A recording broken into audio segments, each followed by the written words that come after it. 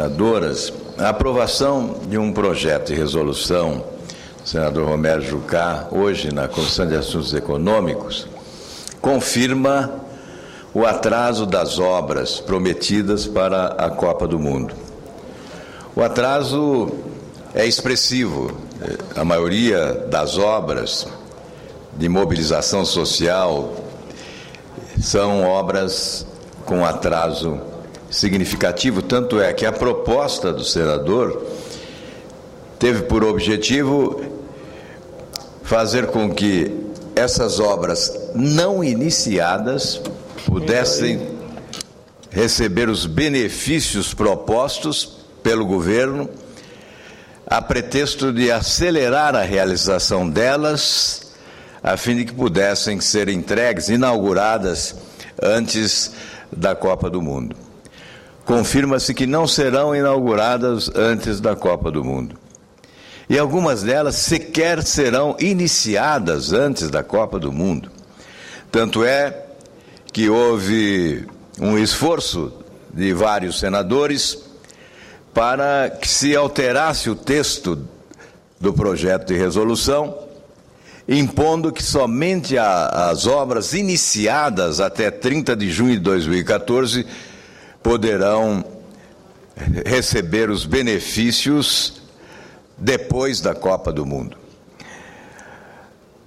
Nós sabemos que as obras estão sendo realizadas com vantagens extraordinárias oferecidas pelo poder público. Isto em detrimento do interesse dos demais municípios brasileiros que não tiveram a primazia de sediar a Copa do Mundo.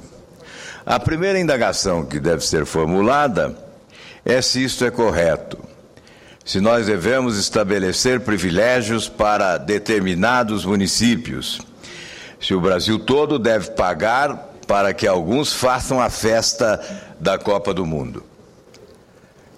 Mas, na verdade, quem faz a festa e antecipadamente é o empreiteiro destas obras. Os empreiteiros de obras públicas são os grandes campeões desta Copa do Mundo.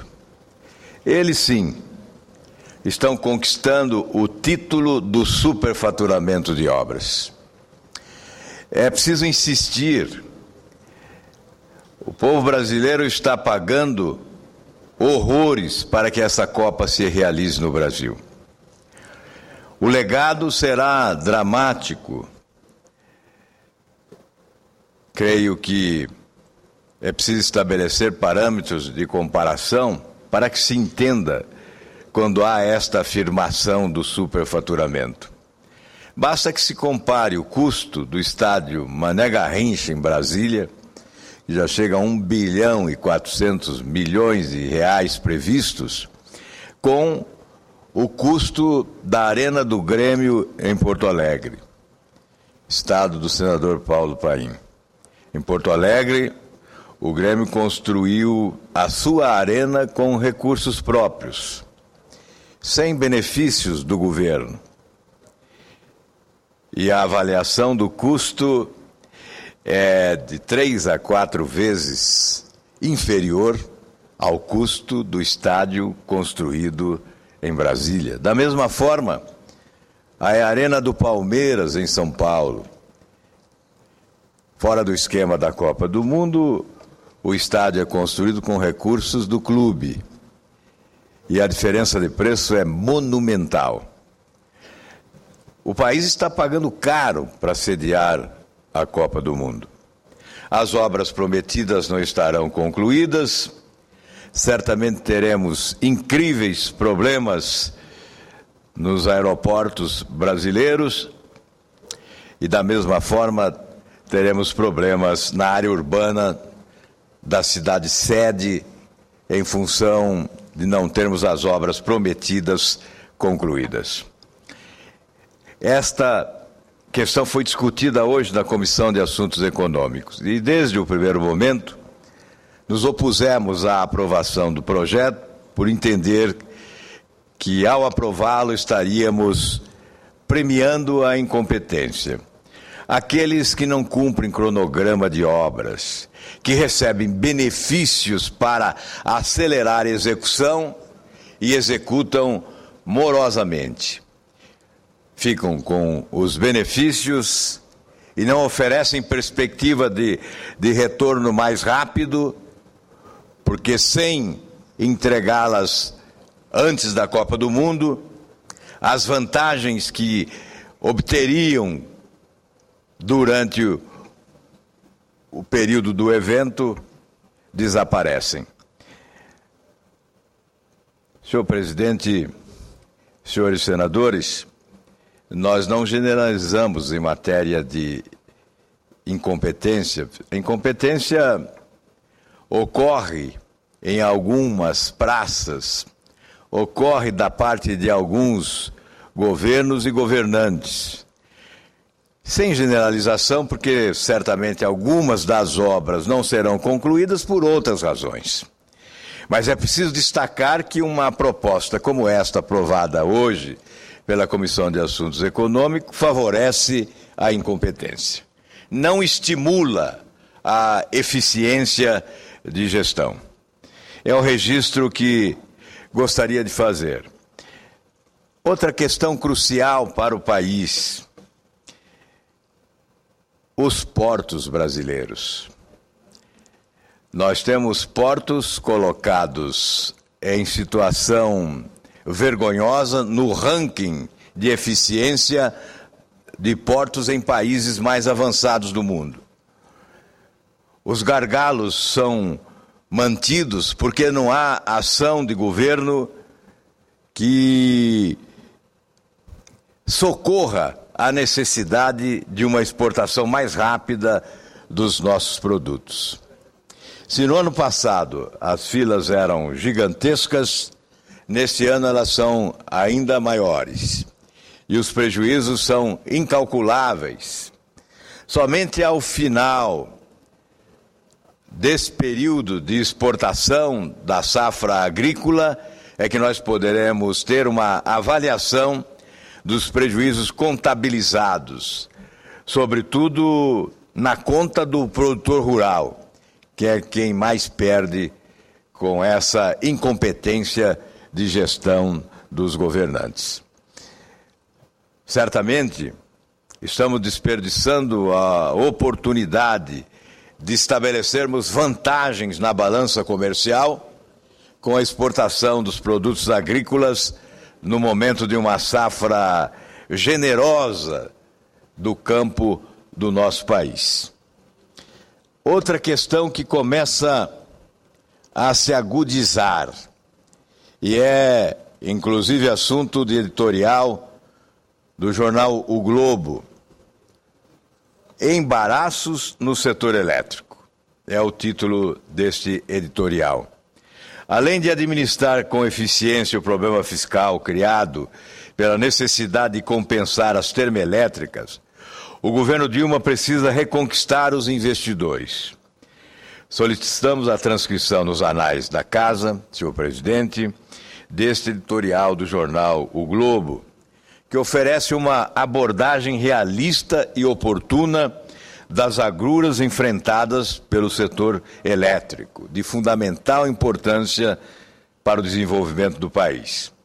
Não fosse bastante o clima de insegurança regulatória que passou a pairar sobre o setor elétrico com a desastrada intervenção do governo em nome da boa causa do corte de tarifas, a temporada de chuvas está no final e os reservatórios se encontram, na média, no nível mais baixo dos últimos 10 anos, com apenas 52% de sua capacidade no Sudeste e no Centro-Oeste, onde estão 70% do armazenamento de água do sistema. Infelizmente, do ponto de vista da geração de energia, tem chovido no lugar errado, mas no litoral e menos nas cabeceiras dos rios que abastecem os reservatórios das hidrelétricas. Os dois ingredientes misturados, dúvidas regulatórias e falta de chuvas, exigirão do governo uma competência administrativa em alto grau. E nós não temos esperanças de que o governo alcance competência administrativa de alto grau. E não apenas no setor elétrico, mas na gestão financeira e fiscal. Pois, se confirmado o mau período hidrológico, as termoelétricas terão de ficar ligadas sem interrupção até o próximo ciclo de chuvas, no verão de 2013-2014.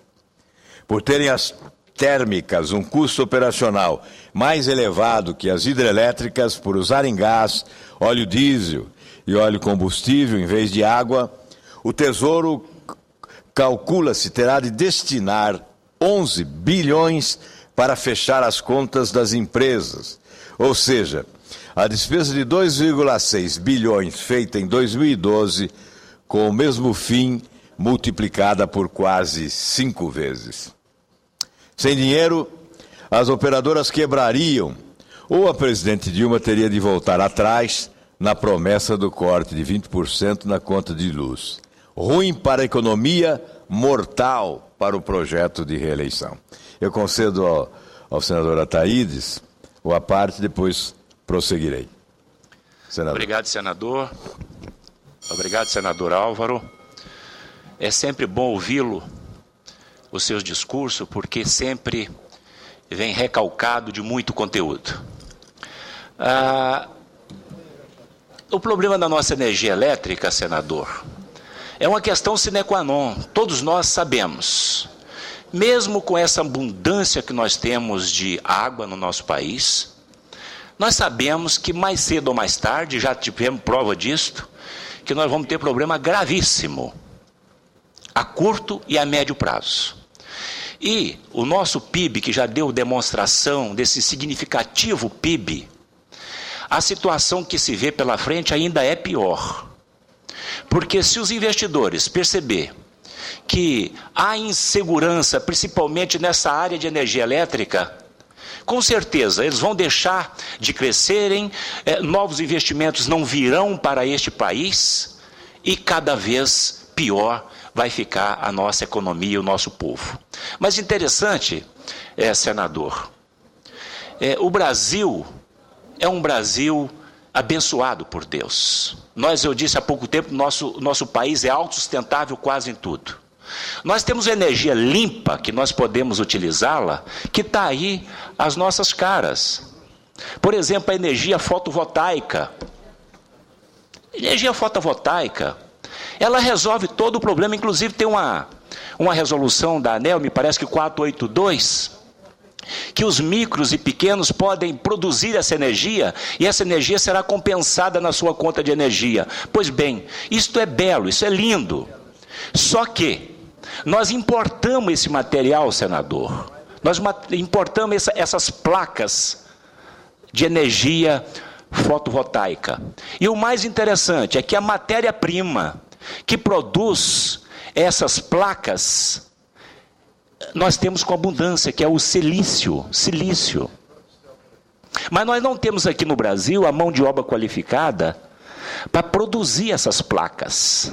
Então essas placas chegam hoje no Brasil com preço exorbitante, inviabiliza aquele morador ou aquele empreendedor que quer investir nesse segmento, coíbe, porque só o IPI já joga por terra essa sua vontade. Então eu vejo que nós temos com abundância matéria-prima, inclusive o sol, né? E esse próprio silício que eu estou dizendo que faz essas placas, mas seria muito interessante que a nossa presidência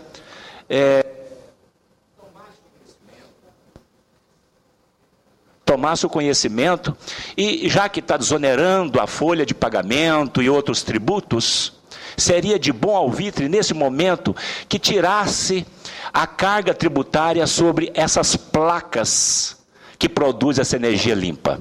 Era esse o meu registro que eu queria fazer, obrigado, senador. Muito obrigado. Senador Ataídes, sempre com muita competência, oferecendo sugestões importantes. O governo vai ter que desembolsar algo do tamanho de quase a metade de um orçamento anual da Bolsa Família, como despesa não prevista, somando-se aos efeitos das desonerações tributárias de uma economia cujo crescimento deverá ficar abaixo da faixa dos 3%, com reflexos na arrecadação, contribuindo para estreitar a margem de manobra no campo fiscal. Eu estou concluindo, senhor presidente. Juros mais baixos são sempre uma ajuda, mas contar com eles como variável da equação fiscal e quando a inflação se mostra ameaçadora é querer viver perigosamente. Ao mesmo tempo em que gerencia esta conjuntura, o governo precisa consertar o estrago feito ao impor uma desvalorização patrimonial às empresas na renovação das concessões e revisão de tarifas. Foi tão draconiana a operação que apenas as estatais federais aceitaram as condições. A desvalorização das empresas em bolsas, no Brasil e lá fora, foi substancial, sinal de que será mais difícil qualquer capitalização via mercado para financiar investimentos.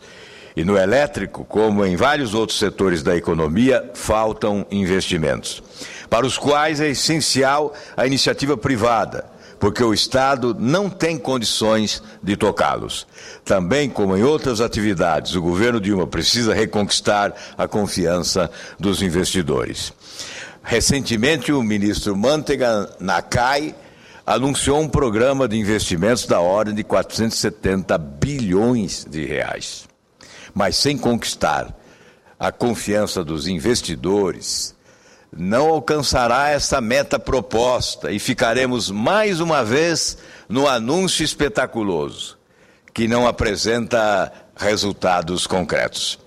Até para ampliar o parque termoelétrico, a salvação em 2013, sempre que não chover, é investir.